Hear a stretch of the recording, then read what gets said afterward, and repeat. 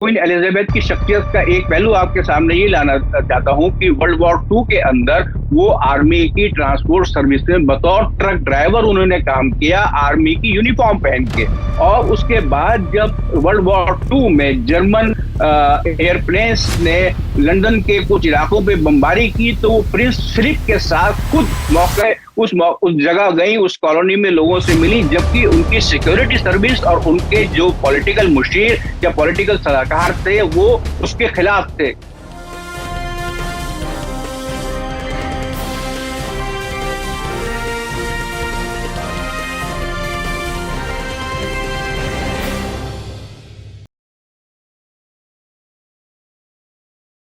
Hello, नमस्कार, आदाब, सत श्री अकाल और अस्सलाम वालेकुम। मैं हूं मोहम्मद अहमद काज़मी, लेकर आया हूं आपका पसंदीदा कार्यक्रम आपके रूबरू। इस कार्यक्रम में हम आपको बहुत सी खबरों के तह तक ले जाने की कोशिश करते हैं और उसमें कुछ जानकार लोगों से आपकी मुलाकात कराते हैं। आज की मुलाकात जरा अलग है। असद मिर्जा साहब, सीनियर जर्नलिस्ट, हमारे चैनल के लिए 2 प्रोग्राम हफ्ते में करते हैं। विश्व दर्पण, वो आप काफी पसंद करते हैं। उसके अलावा बहुत से अखबारों में आपके कॉलम छपते हैं, अंग्रेजी, हिंदी, उर्दू, न सिर्फ हिंदुस्तान में बल्कि हिंदुस्तान से बाहर भी। आज उनसे इंटरव्यू करने का मकसद खास है। इंटरव्यू की शक्ल में उनसे बात करने का मकसद यह है कि बर्तानिया में, जिसे यूनाइटेड किंगडम, ब्रिटेन, कई नामों से जाना जाता है, वहां की क्वीन एलिजाबेथ टू का इंतकाल हुआ है। ये बहुत ही तारीखी शख्सियत, और उनका एक ताल्लुक भारत से भी इसलिए है कि एक जमाने में ब्रिटेन ने भारत पर हुकूमत की थी। उसके बाद वो भारत भी आई थी और तकरीबन एक लंबे अरसे से उनकी एक खास पहचान, एक एलिजेंस, एक जिसे एमिनेंस भी कहा जाता है, एक्सीलेंस, हाई, हर एक्सीलेंस, बहुत सी ऐसे उपाधियों से जाना जाता है। अमेरिका से लेकर के और जापान तक हर तरफ उनके इंतकाल के बाद एक तरह से शोक का माहौल है और सब अपने अपने तरीके से उन्हें याद कर रहे हैं। असद मिर्जा साहब ने तकरीबन 5 साल बीबीसी में प्रोड्यूसर के तौर पर काम किया है। इसके अलावा नई दिल्ली में ब्रिटिश हाई कमीशन में 15 साल सीनियर मीडिया एडवाइजर के तौर पर भी काम किया है और उन्होंने क्वीन एलिजाबेथ, प्रिंस चार्ल्स, इनकी विजिट्स को भी ऑर्गेनाइज किया है, डिलीवर किया है। उसमें जो एक अमला होता है सिफारत खाने का, उसमें काफी अहम किरदार अदा किया है। इसलिए उन्हें उस फैमिली के बारे में, ब्रिटिश सिस्टम के बारे में, वहां बादशाह होने का या क्वीन होने का क्या मतलब होता है, डेमोक्रेसी भी है और बादशाहत भी है, ये क्या कुछ है, ये सब वो बहुत अच्छी तरह से जानते हैं। असद मिर्जा साहब, वेलकम है आपका। मीडिया स्टार वर्ल्ड को आपने वक्त दिया। आप ये बताइए कि क्वीन एलिजाबेथ टू के इंतकाल के क्या मानी हैं ब्रिटिश हिस्ट्री में। शुक्रिया काज़मी साहब, मुझे ये मौका देने का, क्योंकि ये एक बहुत ही दुखद समाचार कल शाम को दुनिया के सामने आया कि क्वीन एलिजाबेथ टू, उनका इंतकाल बालमोरल कासल में, जो कि स्कॉटलैंड में वाक़ है, वहां हो चुका है। ये तकरीबन 1 साल की शदीद बीमारी के बाद ये अमल सामने आया है। और मैं यहाँ ये बताना चाहूंगा कि इतनी बीमारी के बावजूद सिर्फ महज 2 दिन पहले ही क्वीन एलिजाबेथ ने बर्तानिया की नई वजीर आजम लिज ट्रस को बतौर वजीर आजम अपने ओहदे के लिए फायज किया है, क्योंकि क्वीन के रजामंदी के बगैर कोई भी वजीर आजम वहां पर नहीं बन सकता है। इसके अलावा एक बात आपने जो अपने इंट्रोडक्शन में कही, वो ये कि बहुत सारे मुल्कों में मोनार्की या बादशाहत है, लेकिन जिस तरीके से बरतानिया ने अपनी बादशाहत को कायम रखा, वो उसकी एक वजह ये रही कि दूसरे मुल्कों में वर्ल्ड वॉर 1 के बाद से जो एक पॉलिटिकल एटमॉस्फेयर बन रहा था, तो वहां की बादशाहत या जो मोनार्कीज थी वो अपने आप को कायम करने में नाकाम रही। इसमें डच, डेनिश, स्कैंडिनेवियन कंट्रीज का हम जिक्र कर सकते हैं, क्योंकि वहां पर डेमोक्रेसी ने पूरे तरीके से अपने आप को बादशाहत के ऊपर हावी कर लिया। दूसरी जानिब स्पेक्ट्रम के बिल्कुल मुख्तलिफ जानिब जो है वो मिडिल ईस्टर्न कंट्रीज या अरब कंट्रीज की बादशाहतें या मोनार्कीज हैं, लेकिन वहां पर डेमोक्रेसी बिल्कुल मौजूद नहीं है, इसलिए वो बादशाहत जो है वो चल रही है। पूरी दुनिया में इस वक्त सिर्फ बर्तानिया और जापान दो ऐसे मुल्क हैं जहां पर कि मोनार्की या बादशाही निजाम अभी भी जारी है, और उन दोनों मुल्कों के अंदर वहां का अवाम जो है अपने बादशाह, अपने क्वीन के लिए बहुत ही कमिटेड है, उनको इज्जत की निगाह से देखता है, उनकी हर स्टेटमेंट को बहुत बगौर सुनता है, और उनको जो उनके ओहदे का रिस्पेक्ट है वो पूरे तरीके से दी जा सकती है।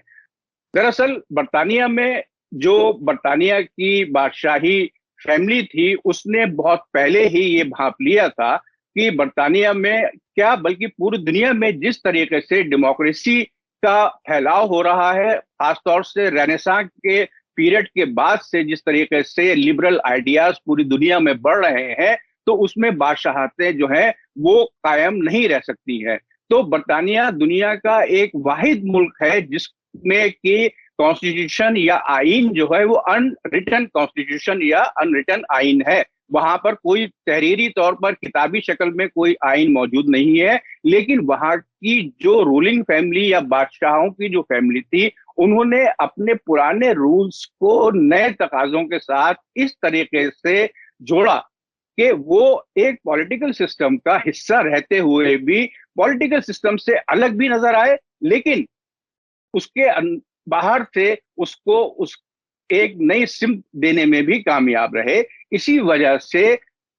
बादशाहत जो है वो बर्तानिया में इतने लंबे अरसे तक अभी भी जारी है। और इसमें हम अगर देखें तो इस सदी में और पिछली सदी में भी खास तौर से क्वीन एलिजाबेथ टू का एक रोल जो है वो बहुत खास और नुमाया रहा है, क्योंकि एक वक्त ऐसा था कि जब 2/3 दुनिया के ऊपर बर्तानिया का परचम लहराता था, लेकिन जब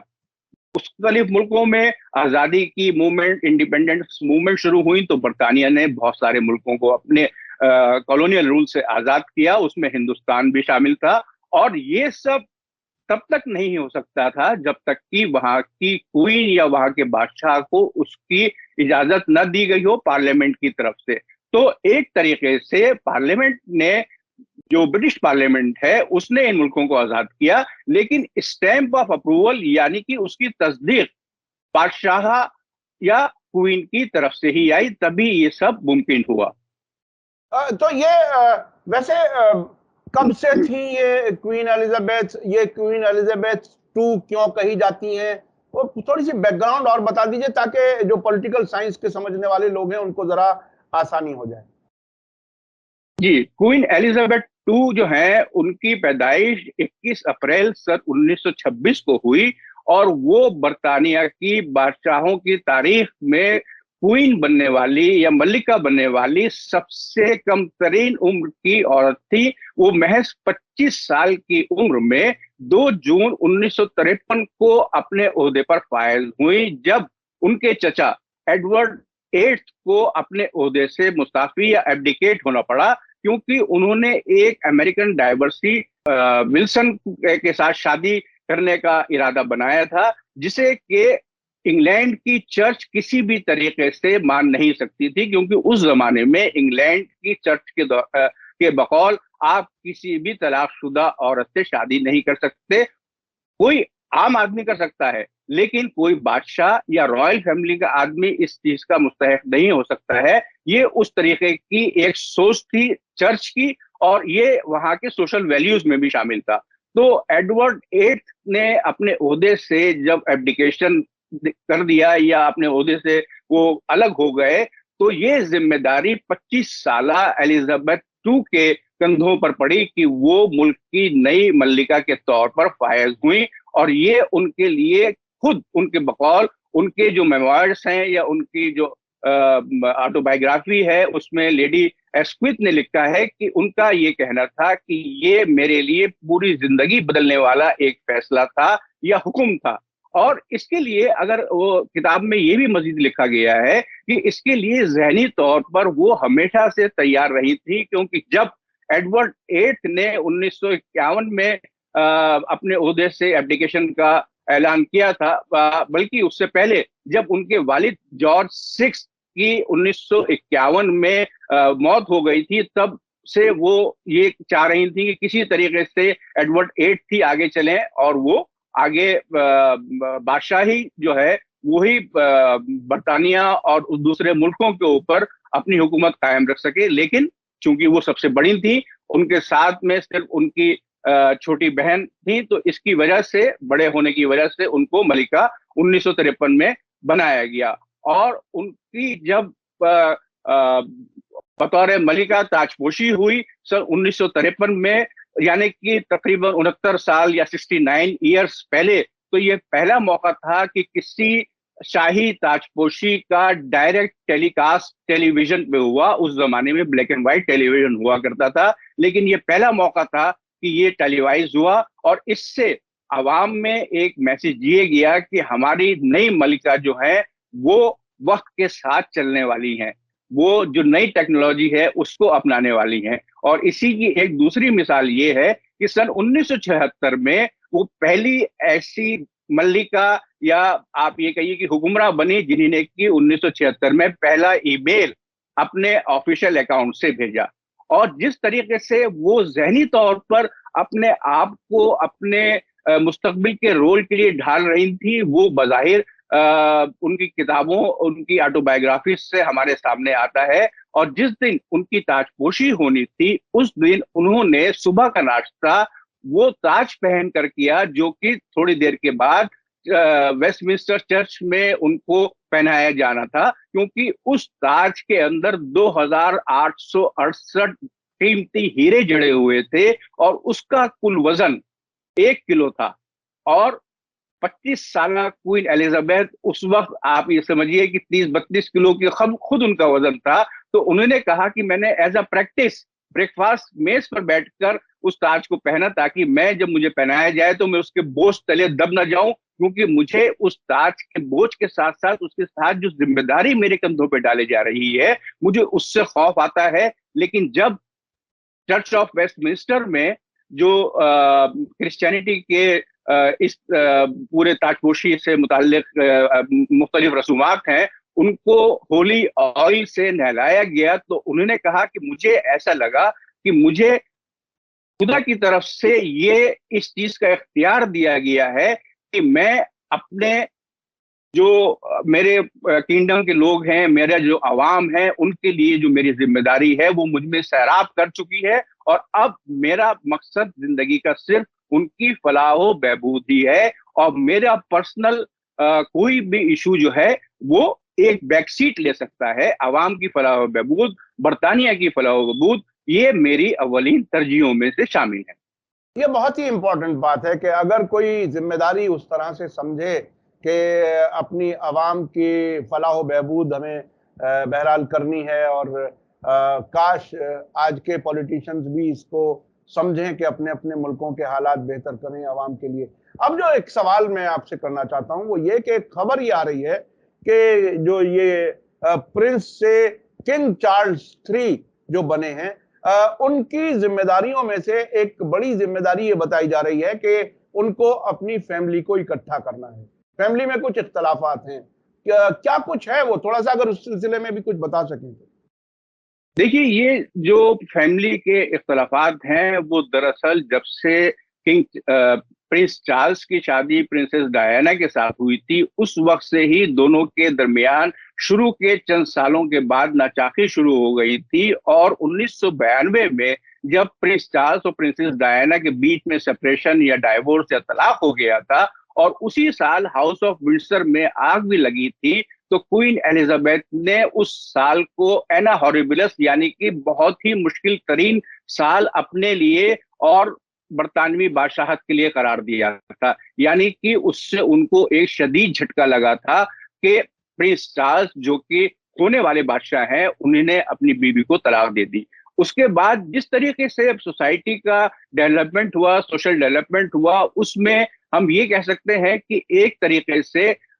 क्वीन एलिजाबेथ ने पूरी कोशिश की कि वो अपनी फैमिली को समेट कर रखें, लेकिन उसमें वो किसी हद तक नाकाम होती नजर आई, और उसके अंदर कलीदी रोल जो मुख्तलिफ किताबें हमारे पास दस्तियाब हैं, मुख्तलिफ जो सीरियल्स क्वीन एलिजाबेथ की और हाउस ऑफ विंडसर की हिस्ट्री के ऊपर बने हैं, उनमें बताया गया है कि प्रिंस चार्ल्स को रास्ते से भटकाने के में सबसे ज्यादा अहम किरदार लॉर्ड माउंटबेटन ने अदा किया। क्योंकि लॉर्ड माउंटबेटन ने एक वक्त में, जब वो हिंदुस्तान से वाकिफ बरतानिया पहुंच गए थे, तो मलिका एलिजाबेथ को उनके ओहदे से हटाने की साजिश भी रची थी।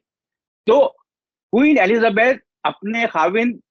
प्रिंस फिलिप के साथ में अपनी पूरी फैमिली को इकट्ठा रखने के लिए हमेशा कोशा रही, लेकिन चूंकि उनकी तरजीह जो थी वो अवाम और अपनी सरकारी ड्यूटीज या पॉलिटिकल ड्यूटीज ज्यादा रही, तो उसमें हो सकता है कि उनसे चंद कुछ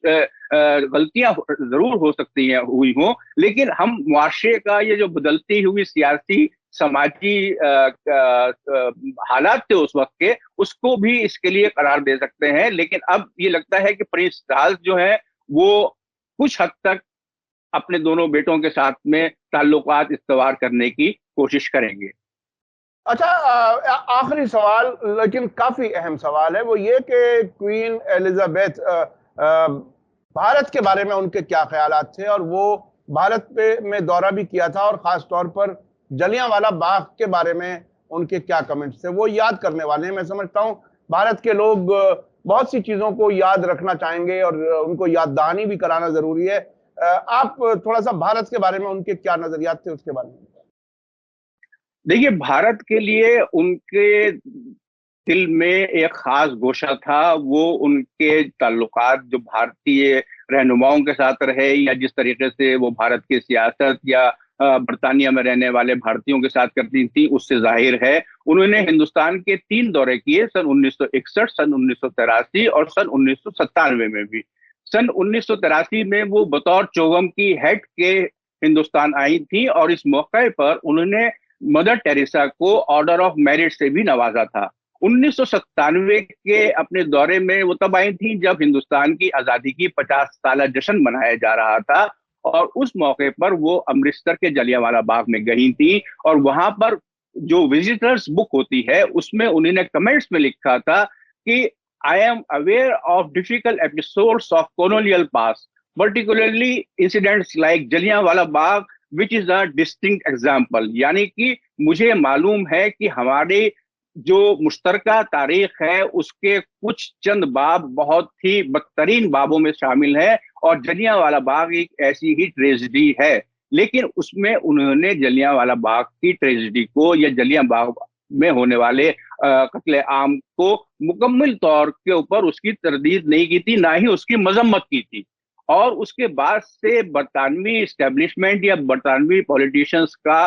के अलावा उन्होंने ये कहा कि हम इससे ज्यादा आगे नहीं जा सकते, जबकि हिंदुस्तानी पॉलिटिशियंस का हमेशा से ये मुतालबा रहा है कि बरतानिया को जलियांवाला बाग के लिए माफी मांगनी चाहिए। लेकिन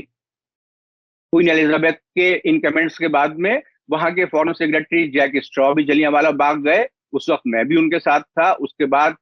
डेविड कैमरॉन जब जलियांवाला बाग गए, अब मैं भी उनके साथ वहां जलियांवाला बाग था। लेकिन उस वक्त भी उन दोनों पॉलिटिशियंस ने भी उस चीज के लिए कोई नदामत जाहिर नहीं की, ना कोई मजम्मत जाहिर की, बल्कि उनका एक तरीके से ये कहना साफ था कि क्वीन एलिजाबेथ पहले ही इस बात के लिए अपनी तरफ से जिन अल्फाज में इसकी मजम्मत कर चुकी हैं वो काफी है, और ये एक तारीखी चीज है जो कि गुजर चुकी है। तो हमें पुराने चीजों के ऊपर अपना वक्त जाया नहीं करना चाहिए, बल्कि हमें दोनों मुल्कों के दरमियान ताल्लुकात को कैसे और बेहतर और मुस्तहकम किया जा सके, इसके ऊपर काम करना चाहिए। जी जी, बहुत बहुत शुक्रिया असद मिर्जा साहब। कोई खास और पहलू अगर आप लगता हो कि उसका भी कुछ बताना जरूरी है तो आप बता दीजिए। मैं जी आप काजमी साहब, जैसा कि आपने भी शुरू में कहा था और मैंने भी कहा कि ये जो खबर कल शाम को आई, ये पूरी दुनिया के लिए बहुत ही अफसोस की खबर थी, और पूरी दुनिया के जितने भी न्यूज ऑर्गेनाइजेशंस हैं वो इस चीज के ऊपर अपने स्पेशल बुलेटिन, स्पेशल कवरेज जारी रखे हुए हैं। और मैं क्वीन एलिजाबेथ की शख्सियत का एक पहलू आपके सामने ये लाना चाहता हूं कि वर्ल्ड वॉर 2 के अंदर वो आर्मी की ट्रांसपोर्ट सर्विस में बतौर ट्रक ड्राइवर उन्होंने काम किया, आर्मी की यूनिफॉर्म पहन के। और उसके बाद जब वर्ल्ड वॉर 2 में जर्मन एयरप्लेन्स ने लंदन के कुछ इलाकों पे बमबारी की, तो वो प्रिंस फिलिप के साथ खुद उस जगह गई, उस कॉलोनी में लोगों से मिली, जबकि उनकी सिक्योरिटी सर्विस और उनके जो पॉलिटिकल मुशीर या पॉलिटिकल सलाहकार थे वो उसके खिलाफ थे। उनका ये कहना था कि आपको आवाम के बीच में नहीं जाना चाहिए, लेकिन क्वीन एलिजाबेथ का ये कहना था कि इस वक्त मेरे अवाम को मेरी सपोर्ट की सबसे ज्यादा जरूरत है। तो इससे जाहिर होता है कि उनकी शख्सियत के क्या पहलू थे, वो अपने अवाम से कितनी मोहब्बत करती थी और किस तरीके से बादशाहत को अवाम से जोड़े रखने का काम उन्होंने हमेशा किया। अब उनके मौत के बाद जो है एक पूरा नया प्रोसेस किंग चार्ल्स III को किंग बनाने के लिए शुरू हो जाएगा, क्योंकि अब जो लंदन से आने वाली खबरें हैं उसके मुताबिक सन 1960 में एक प्रोटोकॉल बनाया गया था जिसे लंदन ब्रिज कहा जाता है, और उसका एक कंपोनेंट था ऑपरेशन यूनिकॉर्न। ऑपरेशन यूनिकॉर्न उस चीज को कहते हैं कि अगर इनकी वफात बालमोरल